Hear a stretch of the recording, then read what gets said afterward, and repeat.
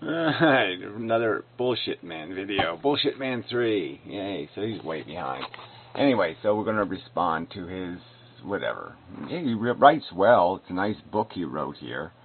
He really ought to write something like, it's too bad he just wastes so much time on bullshit.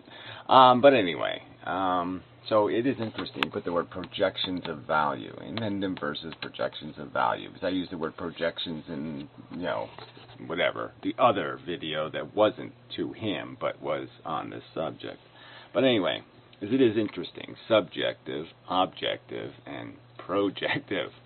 Those are, maybe that we should add that third word, because that's really what it's about. It's not so much about something being subjective or something being objective. It's about this idea of saying, this one we are going to impose. This one we have a right to impose.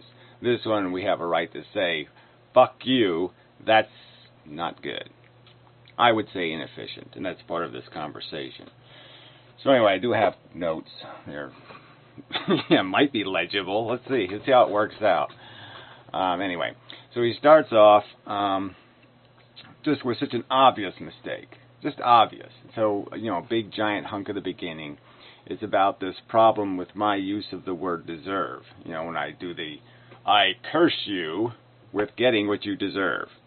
All right, first I've said over and over, I just like the sound of it, the fairness of it. The idea that everybody would just get exactly, the roll dicey thing, the whole what risks you take.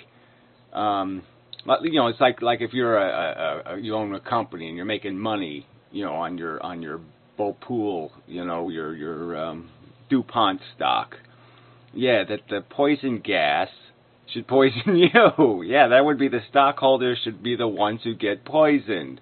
It should blow up in their backyard. That kind of thing. There's just a beauty to that. All right, but we know that, anybody's going to be the tiniest bit fair, okay? I wrote here, if shit must happen, it should happen to them, right? I've always said, if it has to happen, if somebody has to be horribly poisoned, yeah, it should be the DuPont stockholders. That's right. That's what I'm saying. I'm saying if somebody has to drown in oil, it should be BP stockholders. You see what I'm saying here? You get it? Like if somebody has to die under a burning oil truck, yeah, it should be BP stockholders. That would be appropriate. But it doesn't. There's nowhere am I saying should we come up with some new punishments to dump on the world. I'm not saying we should punish people. We should get a new punishment, go buy punishment at the store, get some new punishment, and then shove it at the assholes. No, never suggested that. No extra harm should ever be created so we can beat the shit out of assholes. That's not the argument. And I have made it clear. Every time I say it, I do say the word. If it has to happen, it should happen to them. So he just completely fucked that point. Blew it up all over the place. The truth is, people are just, I wrote it here, people are just ignorant, okay? They're not bad in the sense that they're, that there's anything else different there's nothing different between me and you and that guy, but thoughts in our fucking head. And I know that that's all that makes me, are thoughts. There's nothing generically evil in me or generically evil in them. It's just the dumb fucking ideas in their stupid fucking brains. Jesus.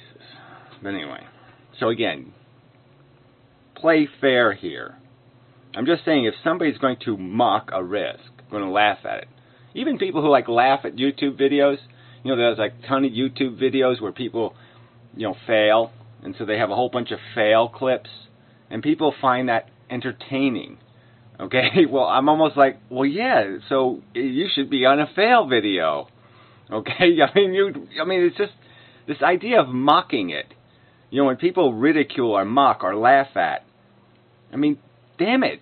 Yeah, you just feel yourself saying, man, do they ever need to feel it? Because it's ignorance that's motivating their laughter. And that's all there is. It's just ignorance. I mean, it's just ignorance. I mean, if there were a cow and they were being slaughtered, they would get it. If they were, I mean, it wouldn't be a joke anymore. It wouldn't be num, num, num, num. If it was happening to them. If the reality was that the Martians were here and they were in the little farm cage and they were watching their relatives getting pulled out one by one, they wouldn't be doing the num, num, num, num bullshit. Right? So, yeah, you're sort of saying deserve might have something to do with educating. But, yeah, you're not really thinking about it as a practical fact. I'm not saying it as some sort of ought statement in the sense of a reality. I'm saying it in the sense of, wouldn't this make it easier for the world to understand? If they saw it happen, or if they could dream it happening. Get it? No, you won't. Well, anyway, the point is that you just lost that word. If it must happen, if you can't stop it from happening, then it should happen to the people who've opened the door to it. Really. Not that complicated. Okay, and then he said in here, he rejects hard determinism. And I was like, wow, I didn't know that. I don't think I knew that. I don't even know how you do that. How do you rationally do that? I mean, I don't know if we have a blog post on that. Maybe I should go look for it. But, yeah, I would love to see the wishy-washy, mishy-mushy stuff you write to figure out where you're going to get this soft determinism from.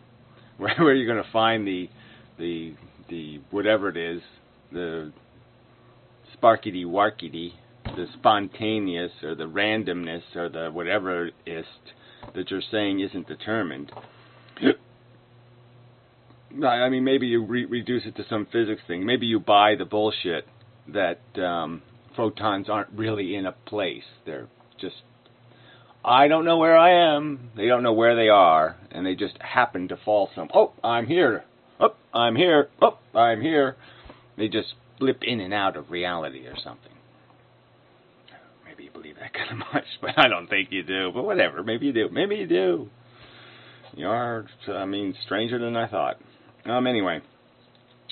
Okay, so moving on. Mendham, let's see, believes imposition should be high for small gain. Oh, there. So he went on this whole thing about my martyrdom kind of argument.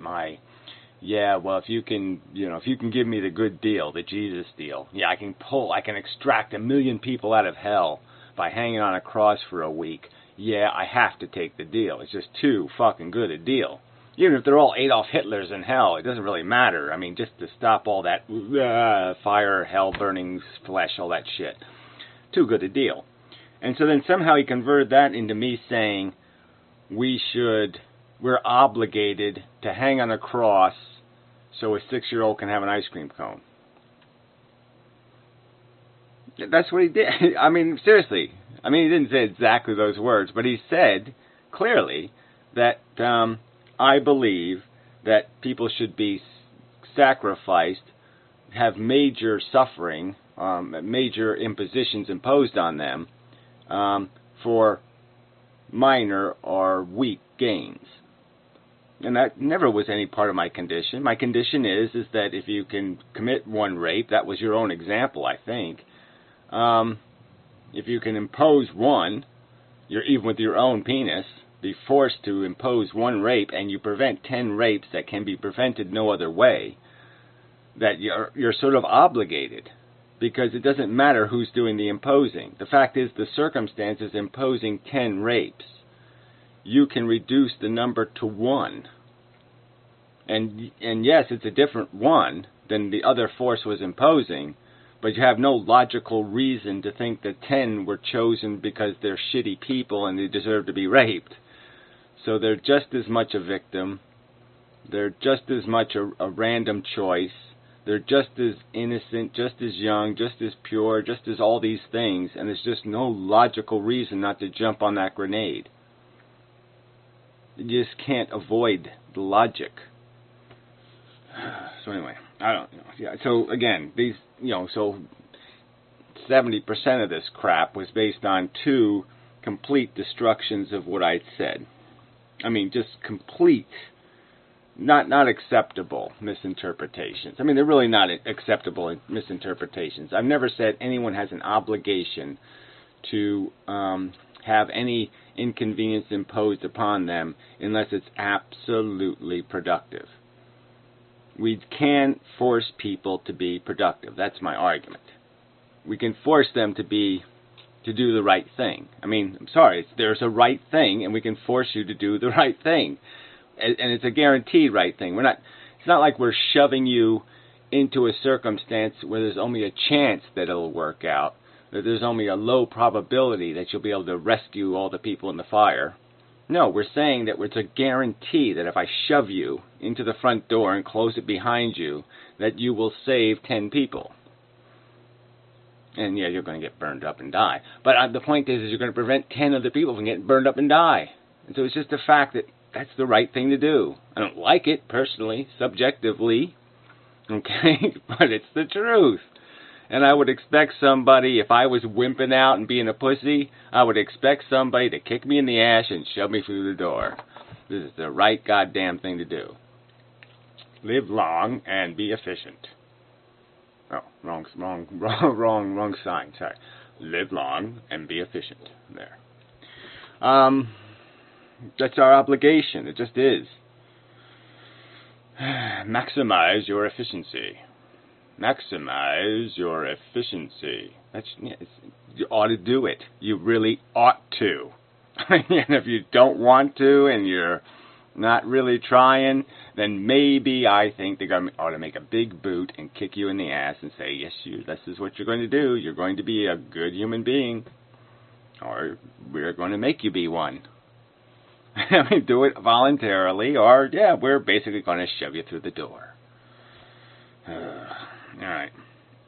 So those are two big bullshits, okay? The fact that I'm not saying we should create new punishments. If punishments have to be imposed, yes, we might as well give them to the assholes. We might as well punish the assholes. If punishment has to exist, if harm has to exist, yes, let's dump it all on the assholes because they deserve it. That would make sense. Can't do that, but yeah, that would be the way. It would be nice if the world worked that way. That's what I said.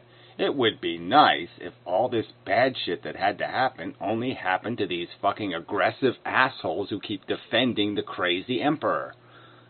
Yeah, so all this shit the emperor's dumping on us, yeah, let them get it. It's too fucking obvious. Alright, anyway. You don't want to re-argue it.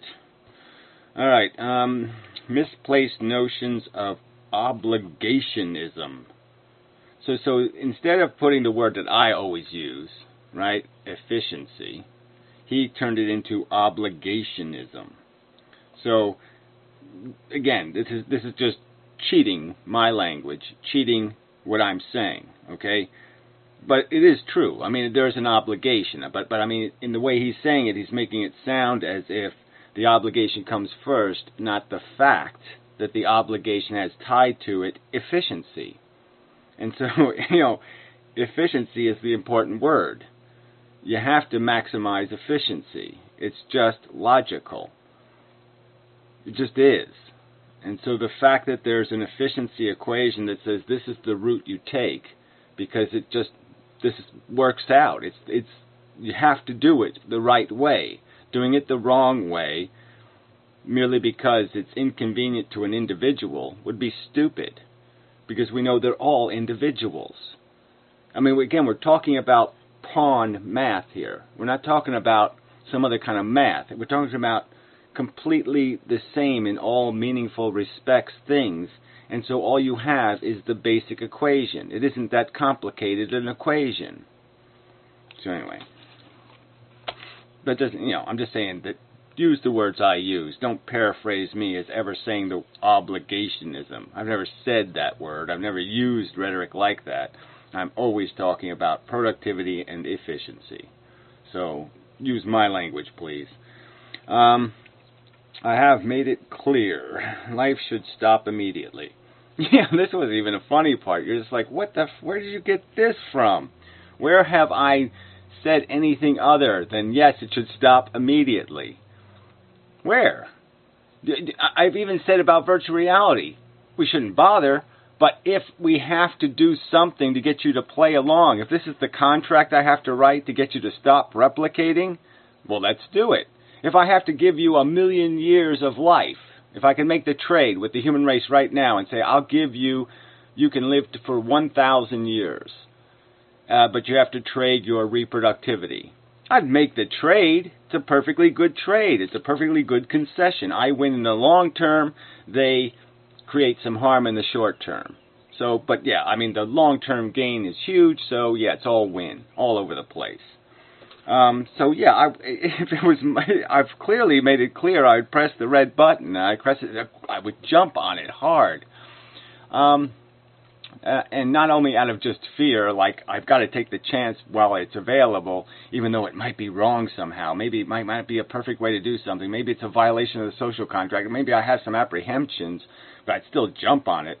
But yeah, if you're going to ask me theoretically, without any emotionalism about social contracts or giving other people the right to an opinions and all this other shit, yeah, I've made it clear. I don't think life can be played. I don't think it's a good game. Okay, it's not practical. You won't win. You'll die. You'll get sick and die. So yeah, there's no possibility of a gain in playing. It's all a delusion that we need to live another day. My list of things to do will never end. I'll be a 90-year-old drooling lunatic, and I'll still be sitting here saying, well, I can make one more good argument. I can make one more. I can make one more good argument. One more good argument. Yeah, that's what I'll be doing. Because that's the nature of the beast. So unless I'm really debilitated, horribly suffering, yeah, I'm going to keep fighting. Because that's what we do. And so how we're built. We're going to keep eating as long as we keep getting hungry. All right. Should stop immediately. So yeah, so again, this is just a huge perversion of what I've argued or said. I have no personal desire to maintain the existence of life on Earth one more millisecond, and I don't think it's rational to maintain it one more millisecond in a pure sense. But we know we have to make these concessions to the assholes we're negotiating with. And so I'm saying it's a fucking huge benefit in the pragmatic negotiation to tell the people who are existing now, I don't want to mess with you. I'll even give you some virgins if I can. If I can give you some free ones, as long as you don't impregnate them, yeah, I'll throw in some virgins. I'll throw in whatever I have to throw in to negotiate this deal where, yeah, you live out your life, have lots of orgies, have lots of fun, drink lots of shit, do it. I'll even, like I said, I'll give you free drugs, whatever you want, I'll give it to you, as long as what you want isn't the right to friggin' maintain the system. Just live out your life, live out your debauchery, live out your bullshit, and just let it die, let it stop, let it end. So yeah, I haven't been unclear on that, and to try to sit there and imply that there's some contradiction in my statements is just bullshit, man. I mean, huge bullshit. All right, you first rescue the hostages, then you try to save the terrorists. Yes. So this is another point where he's ragging on me about this idea of who gets imposed on. What else is it? Let's see I'm trying to think of how he put it. I mean, he's starting to use the Scrooge movie as a metaphor here, and well, I'll just make my point and make it clear what I'm saying in my counter-argument. So whatever it is he was saying, my counter-argument is that, yeah, you first try to rescue hostages, the innocents, the things that didn't create the problem. And then if you can, you negotiate with the terrorist. And you say, look, you assholes, we don't really want to hurt you. We know you're kind of motivated by good purposes and all this stuff, the little rebel guys or whoever they are. And you say, we don't want to have to burn you up. We don't want to drop napalm on you. So here's a contract we can give you to surrender, like the Indians, the Native Americans, right, or some other kind of thing. You're having a war with somebody and you negotiate a surrender. So the fact is, you go for the innocents first. You go to get the hostages first. You clear them of harm first. So that would be a distinction. But I mean, I'm not making an argument that there's some difference. I've said it millions of times. There's no point in, like, torturing. Even if you captured Adolf Hitler, there'd be no point in harming him or torturing him. There'd only be a point in creating some sort of enough deterrent to keep the next Hitler thinking about the fact that, oh yeah, I don't want to do that, because if I get caught, things aren't going to be very much fun. I'll be in court forever. And they'll sue every penny out of my pocket, and I'll never have any money ever again, or something like that. You want to create a deterrence, but you don't want to create any more harm to a sentient than you have to. You never want to create any extra pain if you can avoid it. That's part of the efficiency thing. So again, don't imply that I'm saying anything other than that. But well, whatever. I mean, I can't. It's very hard to make these arguments, because you can create thought experiments that would be very nuanced, in terms of the exact value that you're protecting against. And there is just a basic nature to it, that there is a certain amount of, it's really very hard to get past all of your subjective, Hitler should get fucked. There is a part of you that just isn't going to like the idea that, what do you mean we're going to feed him and give him a glass of water and give him a soft bed? And I mean, there's a part of you that just says, damn, he really didn't earn that.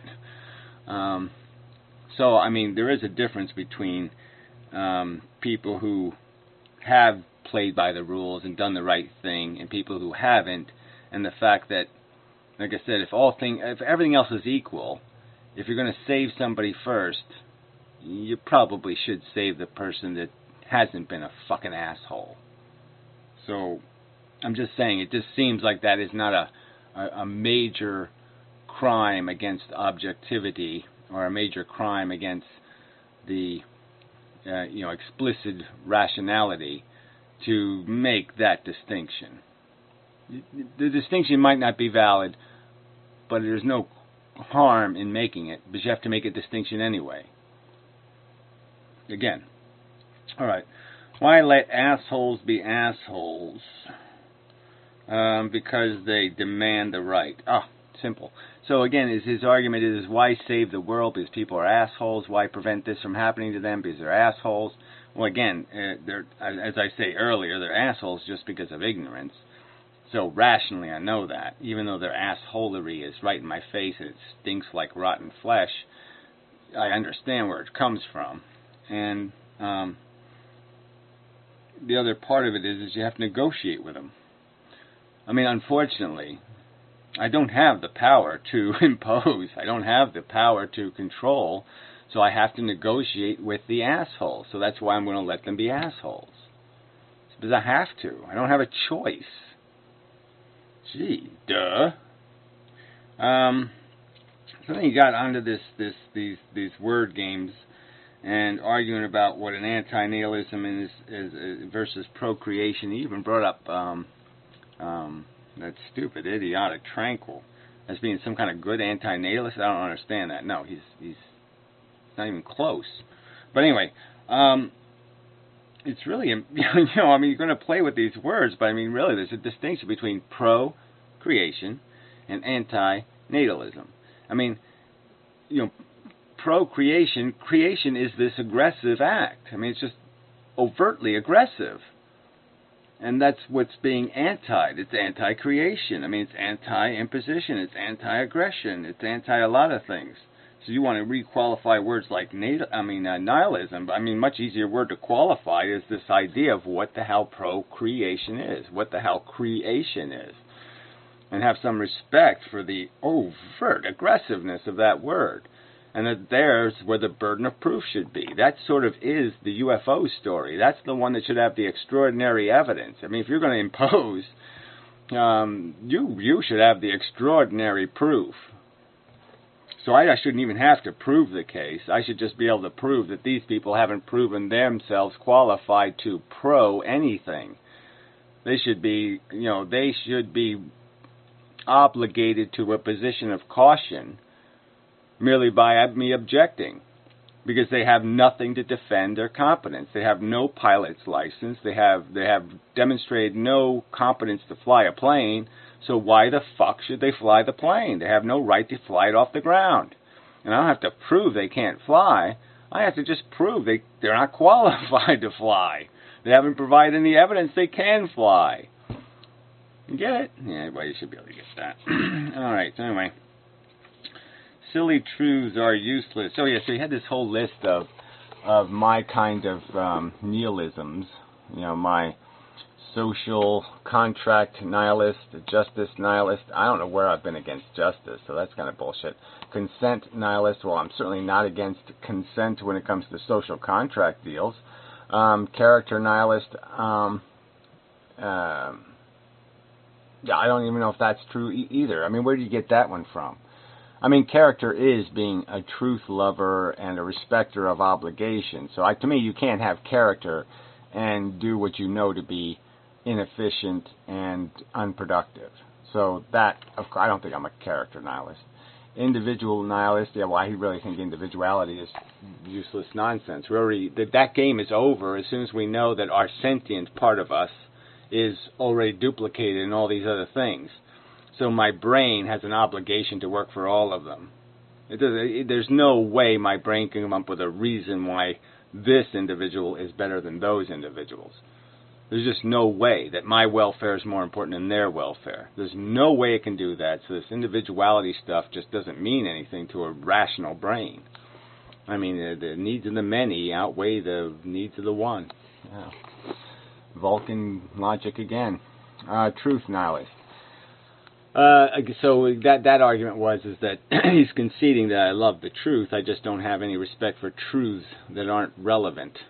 And it's true, I don't have any respect for truths that aren't relevant. I don't see any point in pursuing truths that you know to be useless. So if you're trying to figure out how, I don't know, how deep a hole you can dig before the sides fall in or something, I don't know, some kind of stupid thing that nobody even needs to know or whatever it is, then yeah, I'd say fuck you, you're wasting perfectly good energy on nonsense.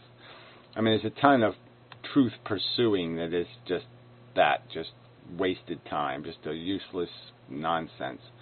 So yeah, if it's not going to improve the human condition or the sentient animal condition on Earth, then yeah, fuck it, it's a useless truth. I don't have any, I personally see no value in it. So yeah, enough of that shit. Alright, so I think this is enough. I mean, he did at the end, well, I did write some stuff on the margins here. Mattering nihilist. Well, that's the important one, right? So you're going to accuse me of being a nihilist on these other subjects, where I don't think they matter. But the point is, the only nihilists that matters are the nihilists who think mattering nihilists. The ones who don't think it matters.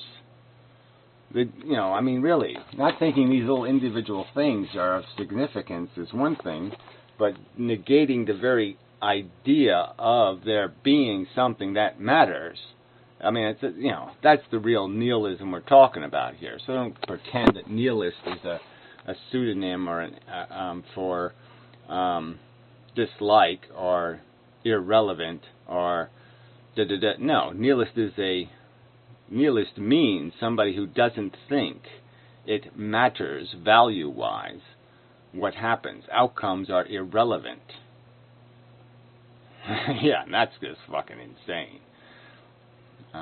Sorry, but yeah, it's insane. I'm sorry. Alright, what else do you say? Let's see. Something suffering as bad doesn't mean bad is value. Yeah, that was a weird thing. He conceded the argument that he'll concede that suffering is bad, and I'm just saying, well, what's the point in saying that you concede that suffering is bad and still retaining any connection to nihilism or any hostility towards the value equation? Because the very word bad establishes a connection to value. If you're going to say that bad isn't a value word, that bad isn't a fucking synonym for a value, God, that really blows up language. I mean, once you said something is bad, you're conceding it, then there's just no way to escape. You're in the value realm now.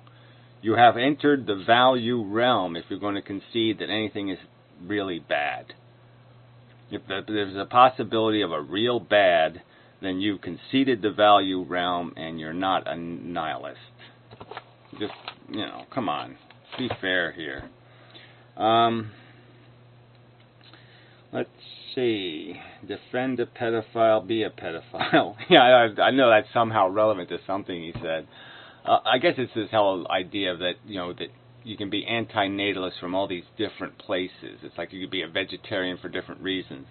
And I'm not saying don't let them fight in the war or something. I guess I'm just saying that when I'm standing here doing my thing, I don't want them in my way. I don't want them doing some distracting thing like, whatever they're doing because they don't get the mission. In my opinion, you really can't be a very good soldier in the war if you're fighting for the wrong reason. Well, that's not even a good way to put it. There might be a problem, okay? That's, I guess, is my point. It's that you've got to navigate and play a strategy.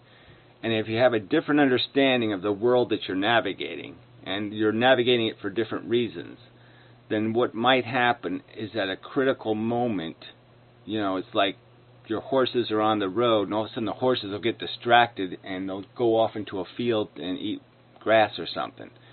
And so the game is totally off because you were just riding to the enemy, and you're just ready to kill it, and your horses got distracted and went to go eat some meat.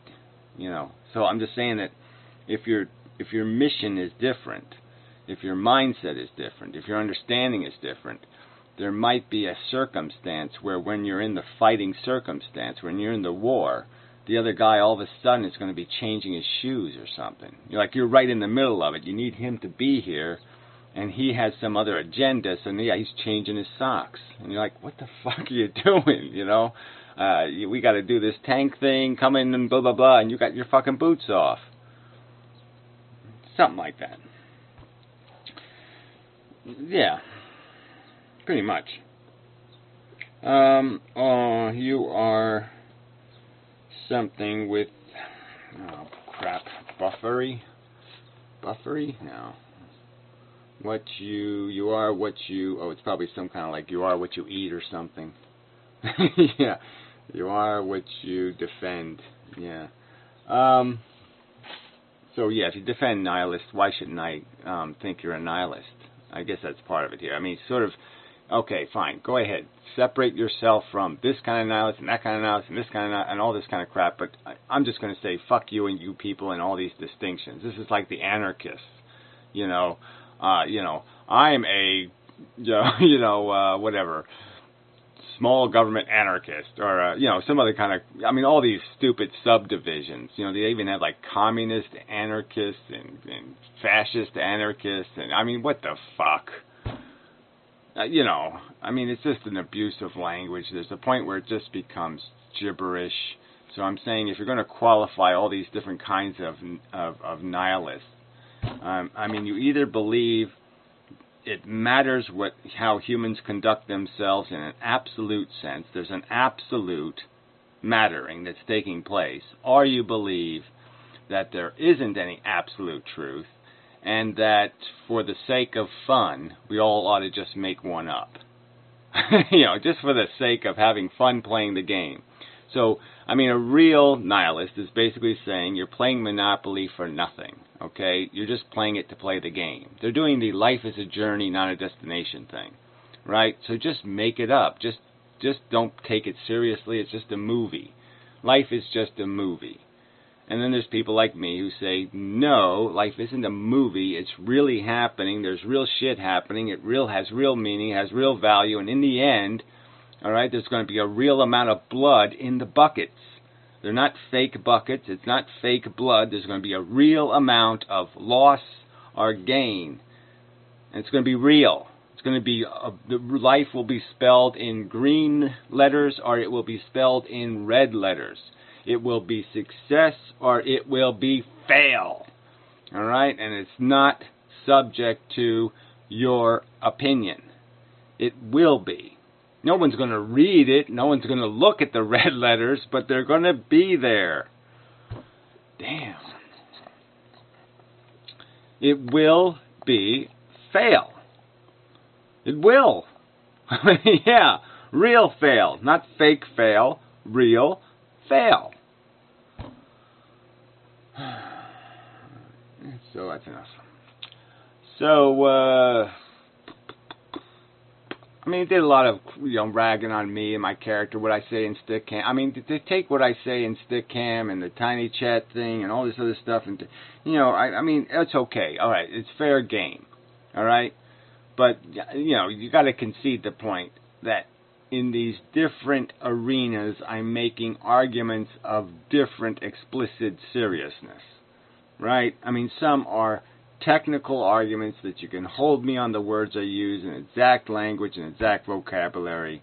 And in other circumstances, I'm going to be a little looser, a little freer, a little more of the ape is going to come out. And yeah, maybe some of what I'm going to say in those circumstances will have an element of personal bullshit tied on them. Okay, they're going to be a little bit of stink on it. I mean, I'm not going to argue that what I'm saying is wrong. I'm just going to say it's going to be dirtier. It's going to be right, but there's going to be more crap on it.